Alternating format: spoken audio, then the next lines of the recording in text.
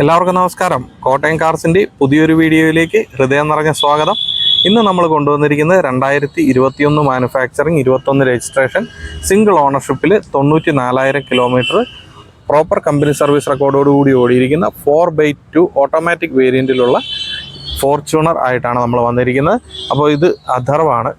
നമ്മൾ മിക്കവാറും ഇവിടെ വീഡിയോ ഷൂട്ട് ചെയ്യാൻ വരുമ്പോഴത്തേന് നമ്മളുടെ വീഡിയോ എടുക്കുന്നത് കാണാൻ വേണ്ടിയിട്ട് നമ്മുടെ കൂടെ വന്നിരിക്കും. അപ്പോൾ പുള്ളിക്ക് നമ്മുടെ വീഡിയോയിലൊന്ന് മുഖം കാണിക്കണം എന്ന് പറഞ്ഞ് നമ്മുടെ കൂടെ നിർത്തിയിരിക്കുകയാണ്. ഇവരുടെ കയ്യിൽ നിന്ന് നമ്മളൊരു വണ്ടി എടുത്തിട്ടുണ്ട്. നേരത്തെ നമ്മൾ വീഡിയോ ചെയ്തിട്ടുണ്ട്. ഇവരുടെ വീട്ടിലെ ഒരു വണ്ടി നമ്മൾ എടുത്തിട്ടുണ്ട്. आपका चैनल का नाम क्या है? അഥർവരോഡ ആർട്സ്. അഥർവരോഡ ആർട്സ് എന്ന് പറഞ്ഞിട്ട് പുള്ളിയുടെ ഒരു സ്വന്തം യൂട്യൂബ് ചാനലുണ്ട്. അപ്പോൾ നമ്മുടെ പ്രേക്ഷകർ കാണുന്നവർ അതും ഒന്ന് സബ്സ്ക്രൈബ് ചെയ്യുക. അപ്പോൾ നമുക്ക് വണ്ടിയുടെ വിശേഷങ്ങളിലേക്ക് പോകാം.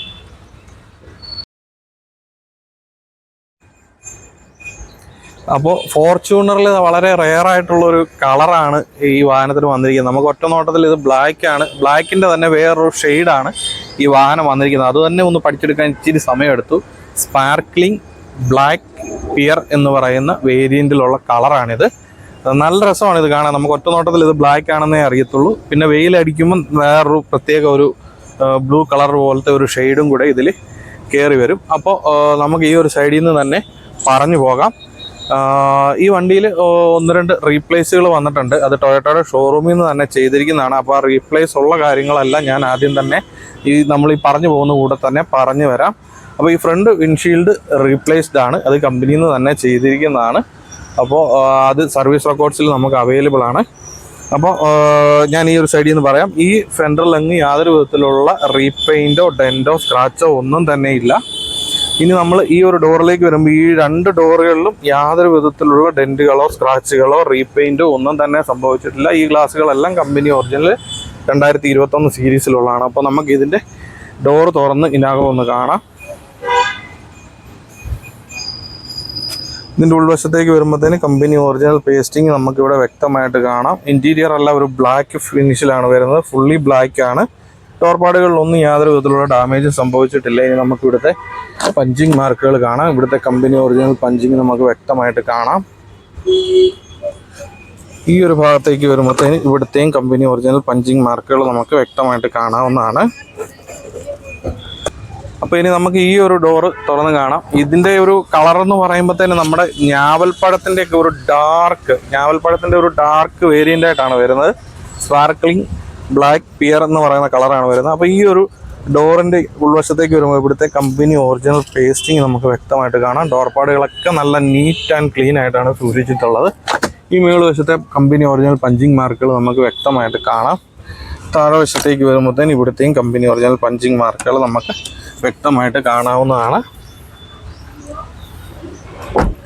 അപ്പോൾ ഈ ഫ്യൂവൽ ടാങ്ക് സൈഡ് ക്വാർട്ടർ പാനലിലേക്ക് വരുമ്പോഴത്തേന് ഇവിടെ എങ്ങും യാതൊരു വിധത്തിലുള്ള സ്ക്രാച്ചോ ഡെൻറ്റോ റീപെയിൻറ്റോ ഒന്നും തന്നെ സംഭവിച്ചിട്ടില്ല. പുറകുവശത്തേക്ക് വരുമ്പോഴത്തേന് നമ്മൾ ഡിക്കിയിലേക്ക് വരുമ്പോഴത്തേന് ഇതിൻ്റെ ഡിക്കിയുടെ ഗ്ലാസ് റീപ്ലേസ്ഡ് ആണ്. അത് ടൊയോട്ടയുടെ ഷോറൂമിൽ നിന്ന് തന്നെ ചെയ്തിരിക്കുന്നതാണ്. എനിക്ക് തോന്നുന്നത് ഇത് വണ്ടി എടുത്തിട്ടൊരു 10,000-15,000 കിലോമീറ്റർ ഓടിയ സമയത്ത് ചെയ്തിരിക്കുന്നതാണ്. സർവീസ് റെക്കോർഡ്സ് നമ്മുടെ കയ്യിൽ അവൈലബിൾ ആണ്. അപ്പോൾ ഇതെല്ലാം ചെയ്തിരിക്കുന്നത് കമ്പനിയിൽ നിന്ന് തന്നെയാണ്. ഈ ഭാഗം റീപെയിൻറ്റ് ചെയ്തിരിക്കുന്നത് കമ്പനിയിൽ നിന്ന് തന്നെ ആയതുകൊണ്ട് നമ്മളുടെ പെയിൻറ്റ് ചെക്ക് ചെയ്യുന്ന മെഷീനിൽ നമ്മൾ ചെക്ക് ചെയ്യുമ്പോഴത്തേന് എല്ലാം ഒരേ വോളിയം തന്നെയാണ് കാണിക്കുന്നത്. അതാണ് കമ്പനി പെയിൻറ്റിൻ്റെ ഒരു ഗുണം നമുക്ക് പറയാൻ സാധിക്കുന്നത്. അപ്പോൾ ഇനി നമുക്കിതിൻ്റെ ബൂട്ട് തുറന്ന് ഉൾവശം ഒന്ന് കാണാം.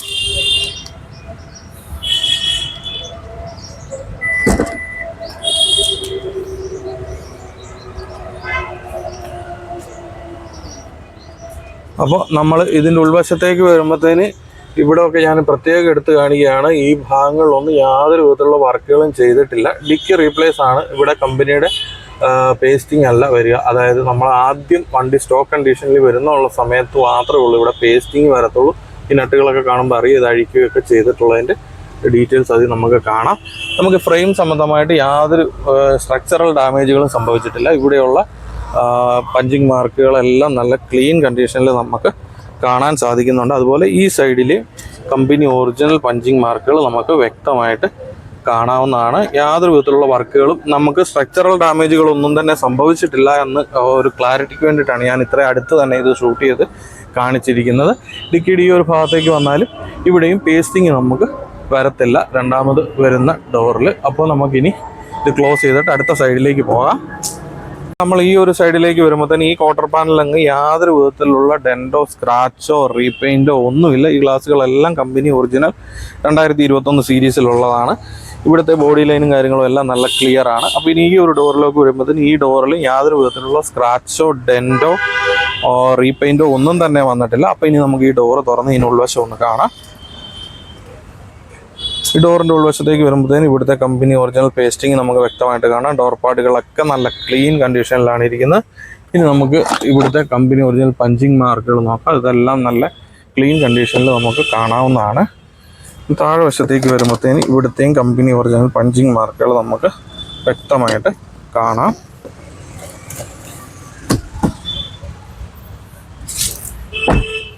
ഇനി നമ്മൾ ഈ ഒരു ഫ്രണ്ട് ഡോറിലേക്ക് വരുമ്പോഴത്തേന് ഈ ഡോറിലൊന്നും യാതൊരു വിധത്തിലുള്ള സ്ക്രാച്ചുകളില്ല, റീപെയിൻറ്റും ഇല്ല. ഇവിടെ ഒരു കുഞ്ഞ് ഡെൻ്റ് ഉണ്ട്. അതൊന്നും വലിയ കാര്യമല്ല, ചെറിയ ഒരു ഇതാണ്. അപ്പോൾ ഇതിൻ്റെ ഉൾവശത്തേക്ക് വരുമ്പോഴത്തേന് ഇവിടുത്തെ കമ്പനി ഒറിജിനൽ പേസ്റ്റിംഗ് നമുക്ക് വ്യക്തമായിട്ട് കാണാം. ഡോർ പാഡുകളെല്ലാം നല്ല വൃത്തിക്കാണ് ഇരിക്കുന്നത്. സ്വിച്ചുകളെല്ലാം നല്ല ക്ലീൻ കണ്ടീഷനിലാണ് വന്നിട്ടുള്ളത്. അപ്പോൾ ഇനി നമുക്ക് ഈ പില്ലറിൻ്റെ ഈ ഭാഗം ഒന്ന് നോക്കാം. ഇവിടുത്തെയും കമ്പനി ഒറിജിനൽ പഞ്ചിങ് മാർക്കുകൾ നമുക്ക് വ്യക്തമായിട്ട് കാണാവുന്നതാണ്. താഴെ വശത്തേക്ക് വരുമ്പോഴത്തേന് ഇവിടുത്തെയും കമ്പനി ഒറിജിനൽ പഞ്ചിങ് മാർക്കുകൾ നമുക്ക് വ്യക്തമായിട്ട് കാണാം. അപ്പോൾ ഇനി നമ്മൾ ഫ്രണ്ട് വശത്തേക്ക് വരുമ്പോഴത്തേന് ഈ ഒരു ഫെൻഡറിലേക്ക് വരുമ്പോഴത്തേന് ഇവിടെ എങ്ങും യാതൊരു വിധത്തിലുള്ള സ്ക്രാച്ചോ ഡെൻറ്റോ റീപെയിൻറ്റോ ഒന്നും തന്നെ വന്നിട്ടില്ല. ബോണറ്റിലേക്ക് വരുമ്പോഴത്തേന് ബോണറ്റിലൊന്നും യാതൊരു വിധത്തിലുള്ള സ്ക്രാച്ചോ ഡെൻറ്റോ റീപെയിൻറ്റോ ഒന്നും തന്നെ വന്നിട്ടില്ല. ഹെഡ്ലൈറ്റ് രണ്ടും നല്ല ക്ലീൻ കണ്ടീഷനിലാണ് ഇരിക്കുന്നത്. അതിലും യാതൊരു വിധത്തിലുള്ള ഡാമേജുകളും സംഭവിച്ചിട്ടില്ല. ന്യൂ ഷേപ്പ്, അതായത് 2021 മോഡലൊക്കെ ആകുമ്പോഴത്തേന് ബമ്പറുകളിലും നമുക്ക് ഗ്രില്ലും ഒക്കെ വ്യത്യാസം വരും. പിയാനോ ബ്ലാക്ക് ഫിനിഷിലാണ് ഇവിടെ ഒക്കെ വരുന്നത്. നല്ല ക്ലീൻ കണ്ടീഷനിൽ തന്നെ മെയിൻറ്റെയിൻ ചെയ്തിട്ടുണ്ട്. അപ്പോൾ ഇനി നമുക്ക് ഇതിൻ്റെ ബോണറ്റ് ഒന്ന് തുറന്ന് എഞ്ചിൻ റൂം ഒന്ന് കാണാം. വണ്ടി സ്റ്റാർട്ട് ചെയ്ത് അതിൻ്റെ സൗണ്ടും ഒന്ന് കേൾക്കാം.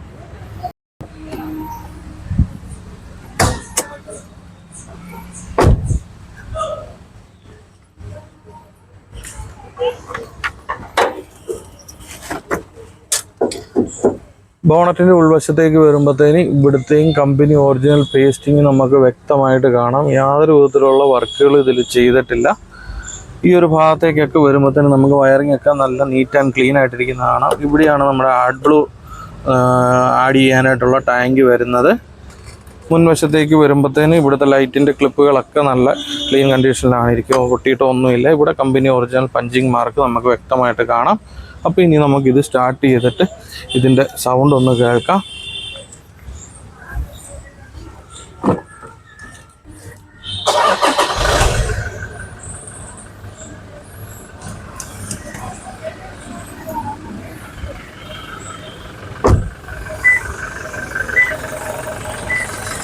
ഇപ്പോൾ ലേറ്റസ്റ്റ് ആയിട്ട് ഇതിൻ്റെ സർവീസ് കഴിഞ്ഞേ ഉള്ളൂ. 2025 8-ാം മാസം, ഒരു 2-3 മാസം മുമ്പ് സർവീസ് കഴിഞ്ഞതേ ഉള്ളൂ.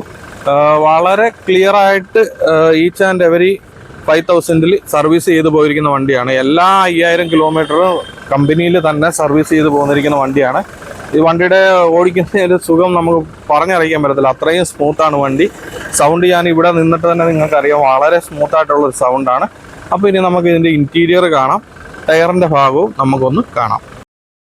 നമ്മൾ ഈ വാഹനത്തിൻ്റെ ഉൾവശത്തേക്ക് വരുമ്പോഴത്തേന് ഫുള്ളി ബ്ലാക്ക് ആയിട്ടുള്ള ഒരു ഫിനിഷാണ് ഈ വാഹനത്തിൽ വന്നിട്ടുള്ളത്. ഡാഷ്ബോർഡിലോ സെൻട്രൽ കൺസോളിലോ ഒന്നും യാതൊരു വിധത്തിലുള്ള ഡാമേജുകളും സംഭവിച്ചിട്ടില്ല. സ്റ്റിയറിങ്ങിൻ്റെ ഭാഗത്തേക്ക് വരുമ്പോഴത്തേന് നോർമലി ഇവിടെയൊക്കെ ചെറിയ ക്രാക്ക് വീഴാനുള്ള സാധ്യതയുണ്ട്, പക്ഷേ ഇതിൽ അങ്ങനെ ഒന്നും സംഭവിച്ചിട്ടില്ല. നല്ല വൃത്തിയിൽ തന്നെ മെയിൻറ്റെയിൻ ചെയ്തിരിക്കുന്നു. ആകെ 94,500 കിലോമീറ്ററാണ് ഈ വാഹനം ഓടിയിട്ടുള്ളത്. സ്റ്റിയറിംഗ് മോൾഡ് കൺട്രോളുകളെല്ലാം വർക്കിംഗ് ആണ്, യാതൊരു വിധത്തിലുള്ള പ്രശ്നങ്ങളും ഇല്ല. പുഷ് ബട്ടൺ സ്റ്റാർട്ടാണ് വരുന്നത്. ഈ 2020 ശേഷമുള്ള മോഡലിലേക്ക് വരുമ്പോഴത്തേന് നമുക്ക് ഇതുപോലെ ബ്ലാക്ക് ഫിനിഷിലുള്ള ഒരു സീറ്റ്, അത് വെന്റിലേറ്റഡ് സീറ്റ്സ് ആണ്. ഫ്രണ്ടിലത്തെ 2 റോയും വരുന്നത്, 2 സീറ്റും വരുന്നത് വെന്റിലേറ്റഡ് സീറ്റ്സ് ആണ്. നല്ല വൃത്തിയിൽ തന്നെ സൂക്ഷിച്ചിട്ടുണ്ട്.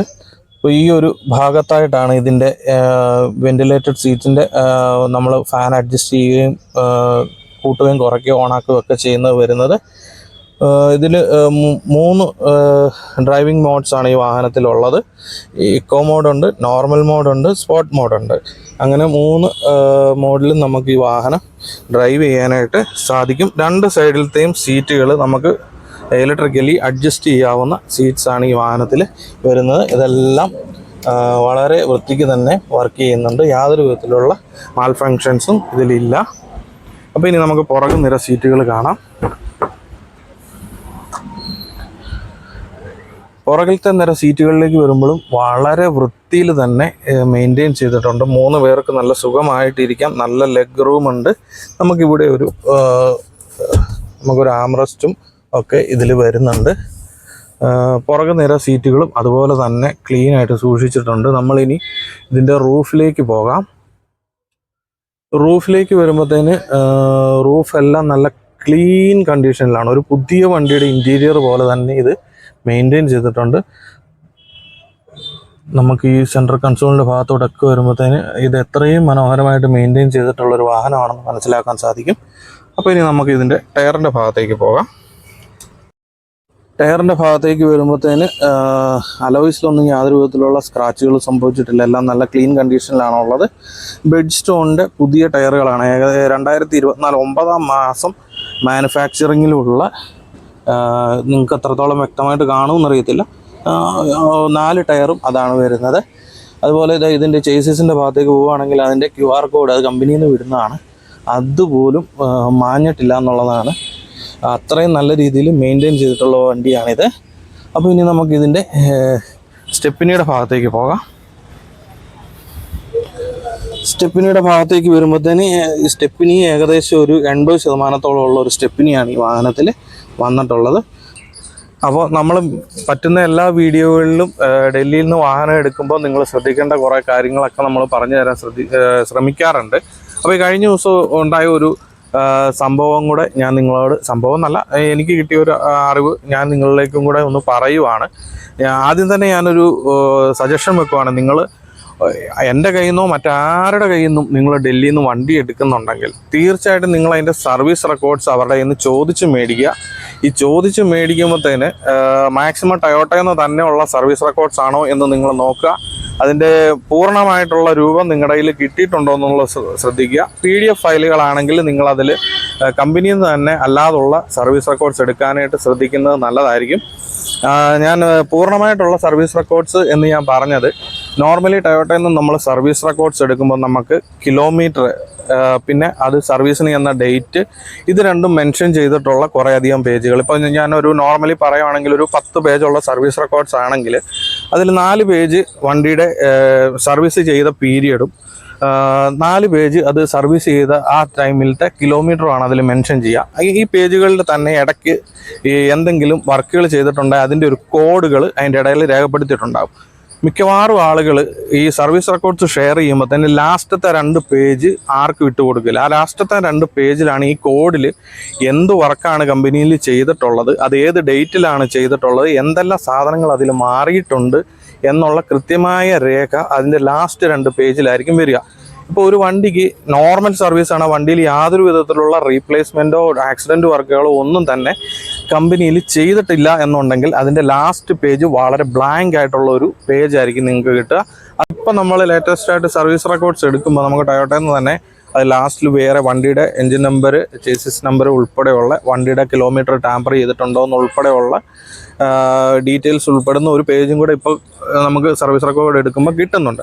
അതുകൊണ്ട് തന്നെ നിങ്ങൾ ആരുടെ കയ്യിൽ നിന്നെങ്കിലും വണ്ടി എടുക്കുന്നുണ്ടെങ്കിൽ, ഇനി എൻ്റെ കയ്യിൽ നിന്ന് തന്നെയാണെങ്കിൽ പോലും നിങ്ങൾക്ക് ഏതെങ്കിലും സുഹൃത്തുക്കളോ ബന്ധുക്കളോ നിങ്ങൾക്ക് പരിചയമുള്ള ആരെങ്കിലും ടൊയോട്ടയുടെ ഷോറൂമിൽ ഉണ്ടെങ്കിൽ, ഇനി അല്ലെങ്കിൽ തന്നെ നിങ്ങൾക്ക് ടൊയോട്ടയുടെ ഷോറൂമിൽ നിങ്ങൾക്ക് റിക്വസ്റ്റ് ചെയ്ത് കഴിഞ്ഞാൽ സർവീസ് റെക്കോർഡ്സ് അവർ നോക്കിയിട്ട് പറഞ്ഞു തരും അതിനകത്ത് എന്തെങ്കിലും കാര്യങ്ങൾ ചെയ്തിട്ടുണ്ടോ എന്നുള്ളത്. ഞാനിത് ഇത്രയും വ്യക്തമായിട്ട് പറയുന്നത് ഇപ്പോൾ ഒരു സംഭവം നടക്കുന്നുണ്ട് ഇവിടെ.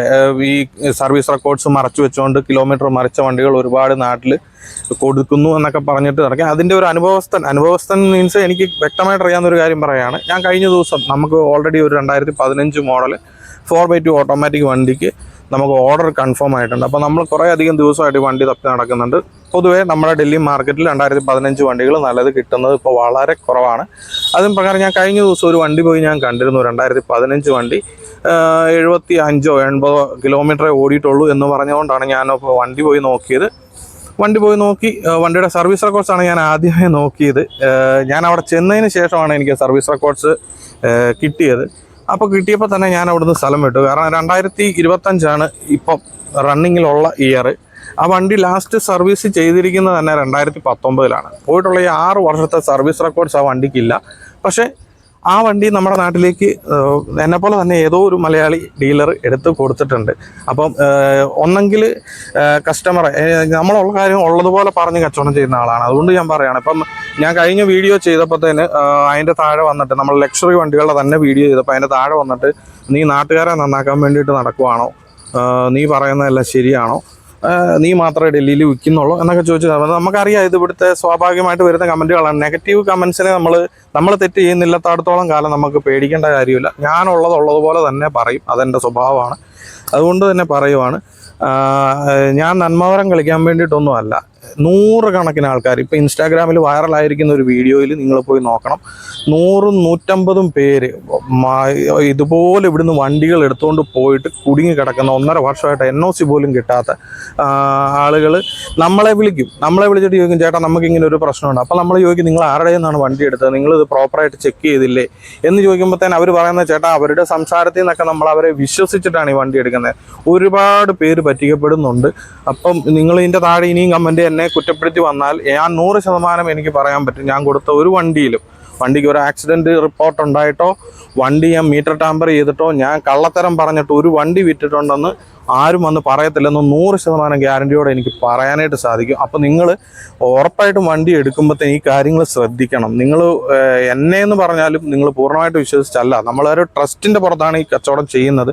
കാരണം നമ്മുടെ കയ്യിൽ നിന്ന് വണ്ടി എടുക്കുന്ന 99% ആൾക്കാരും വിദേശത്ത് ജോലി ചെയ്യുന്ന ആൾക്കാരാണ്, അല്ലെങ്കിൽ നാട്ടിൽ ഏതെങ്കിലും ബിസിനസ് ചെയ്യുന്ന ആൾക്കാരായിരിക്കും. അവർക്കൊക്കെ ഡൽഹിയിൽ നേരിട്ട് വരാനായിട്ടുള്ള ടൈം കിട്ടാത്തതുകൊണ്ടാണ് അവർ ആ വിശ്വാസം നമ്മളിൽ അർപ്പിക്കുന്നത്. അത് നമ്മൾ കീപ്പ് ചെയ്യാനായിട്ട് ബാധ്യസ്ഥനാണ്. ഞാനും ബാധ്യസ്ഥനാണ്, ഇവിടെയുള്ള എല്ലാവരും ഇങ്ങനെ വണ്ടി എടുത്തു കൊടുക്കുന്ന എല്ലാവരും ബാധ്യസ്ഥരാണ്. അപ്പം നിങ്ങളാണ് കൂടുതൽ ശ്രദ്ധിക്കേണ്ടത് എന്നുള്ള കാര്യം ഞാൻ പറയുവാണ്. അതുപോലെ 2015 വണ്ടിയുടെ കാര്യം പറഞ്ഞത് ഞാൻ ഇമാജിൻ ചെയ്ത് പറഞ്ഞതല്ല, സത്യാവസ്ഥയായിട്ടാണ്. ഞാൻ ആ വണ്ടിയുടെ പോസ്റ്റ് ഇട്ടിരിക്കുന്ന സ്ക്രീൻഷോട്ട് ഉൾപ്പെടെ എൻ്റെ കയ്യിലുണ്ട്. ജെന്യൂൻ റണ്ണിങ്, നോ റീപ്ലേസ്മെൻറ്റ്, വിത്ത് സർവീസ് റെക്കോർഡ്സ്, ഓൾ ഒറിജിനൽ എന്നും പറഞ്ഞിട്ട് പരസ്യം ചെയ്തതും ആ വണ്ടി വിറ്റതും ഹതഭാഗ്യനായ ഒരു വ്യക്തി എൻ്റെ നാട്ടിൽ, എൻ്റെ സ്വന്തം കോട്ടയത്ത് തന്നെ ഉണ്ട്. അദ്ദേഹത്തിൻ്റെ കയ്യിലേക്ക് ആ വണ്ടി എത്തിയിട്ടുണ്ട്. അപ്പോൾ അദ്ദേഹം ഇനി അതിൻ്റെ വരും വരായികകൾ മുന്നോട്ട് പോവുക. ആ വണ്ടിയുടെ 4 ടയറും മാറണം. കാരണം 2019 ടയറാണ് കിടക്കുന്നത്. നോർമലി ഒരു ടയറിൻ്റെ ആയുസ് എന്ന് പറയുന്നത് 4 വർഷമാണ്. അത് നിങ്ങൾക്ക് ത്രെഡ് ഉണ്ടെങ്കിലും നിങ്ങളത് കളയേണ്ടതായിട്ട് വരും. കാരണം ഏറ്റവും അപകടം പിടിച്ചൊരു സംഭവമാണ് നമ്മൾ പഴയ ടയറിട്ട് വണ്ടി ഓടുക എന്നുള്ളത്. അത് ആ വണ്ടിയിൽ കുറച്ചധികം പ്രശ്നങ്ങളുണ്ട്. അതിൽ കൂടുതലൊന്നും ഞാൻ ഇനി ഡീറ്റെയിൽ ആയിട്ട് പറയുന്നില്ല. നമ്മളൊരാളെ കുറ്റം അങ്ങനെ പറയുകയല്ല. നിങ്ങൾ അവെയറായിട്ടിരിക്കുക.